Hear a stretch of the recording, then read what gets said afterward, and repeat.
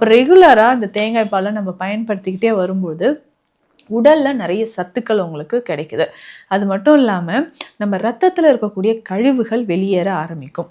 அதே மாதிரி தான் நிறைய பேருக்கு ஒரு டவுட் இருக்கும். தேங்காய் எண்ணெய் நம்ம சமைக்கலாமா? சமையலுக்கு யூஸ் பண்ணலாமா? அப்படின்னு தாராளமாக. ஏன்னா தேங்காய் எண்ணெயை பொறுத்த வரைக்கும் நிறைய விஷயங்கள் இருக்குங்க. அதை சமைத்து நம்ம சாப்பிடும்பொழுது அல்சர் இருக்கிறவங்களுக்கு ரொம்ப சிறந்தது. நம்ம தலைமுடிக்கு தேங்காய் எண்ணெயை பயன்படுத்தும் போது வளர்ச்சி அதிகமாகுது. இன்னைக்கு எவ்வளவோ சீரம்லாம் வந்துச்சு. ரொம்ப ரொம்ப காஸ்ட்லியான சீரம்லாம் இருக்கு. ஸோ அந்த சீரம் நீங்க யூஸ் பண்ணும்போது அது எக்ஸ்டர்னலா தான் உங்களுக்கு ஒரு ரிசல்ட் கொடுக்குமே தவிர டீப்பா பெனிட்ரேட் ஆகி அந்த ரூட் வரைக்கும் போயிட்டு நமக்கு ஒரு நல்ல ரிசல்ட் கிடைக்குமா அப்படின்னா அதை விட அதிகமான ரிசல்ட் தேங்காய் எண்ணெய் நீங்க பயன்படுத்தும் போதே கிடைச்சிருங்க.